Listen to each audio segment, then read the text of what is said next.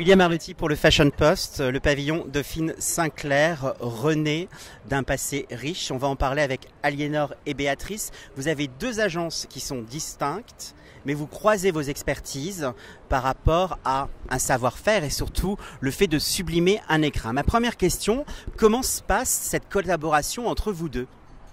Écoutez, c'est simple, elle se passe dès le départ, dès l'amont. C'est-à-dire que nous sommes, nous, architectes, mais nous avons besoin de travailler dès le départ avec des architectes d'intérieur pour permettre de sublimer le lieu. Parce que c'est un tout, l'architecture et l'architecture d'intérieur est un tout.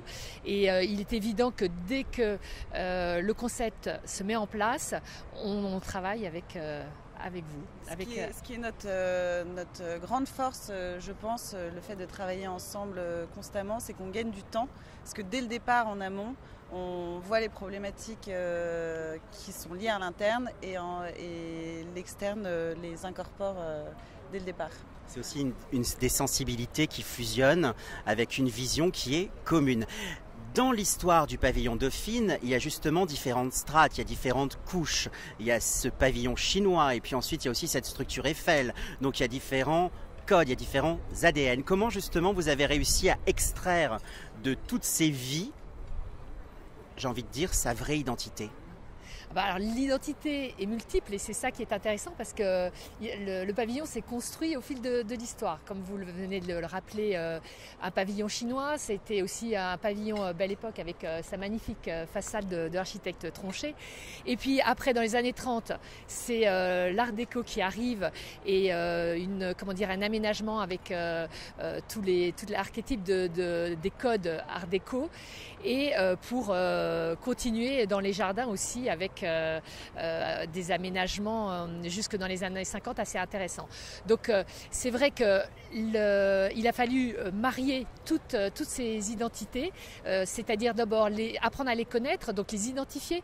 On a fait une recherche importante au niveau de l'histoire, travail historique, pour savoir ce qui était intéressant, ce qui était à laisser.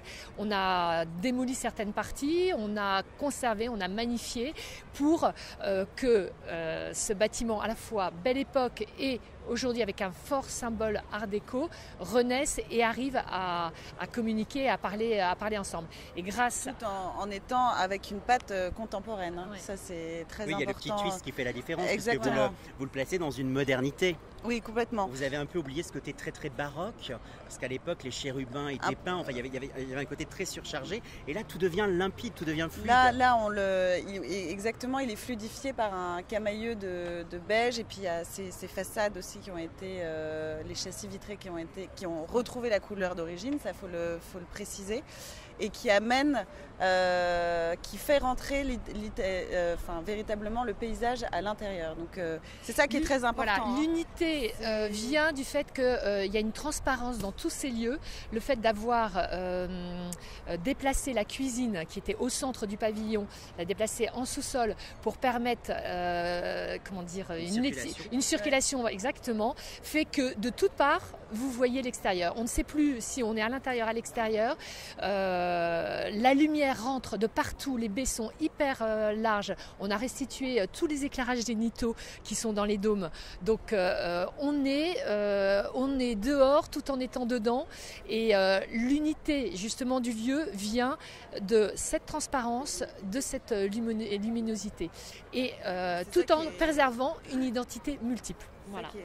Ça sera la conclusion, la multiplicité. En tout cas, moi j'aime beaucoup votre vision parce que l'habit, on est habité de belles valeurs de conviction et vous êtes un peu comme des anthropologues qui avaient capté des éléments pour les retranscrire et les faire twister dans l'air du temps. Je vous remercie, je vous dis à bientôt, j'espère vous revoir pour une prochaine aventure. Vous avez des projets en cours toutes les deux ? Bien sûr, on a déjà d'autres pavillons pour le groupe Saint-Clair Potel. Et puis il y a plein d'autres projets en effet sur la place Vendôme, à l'étranger, des hôtels, voilà.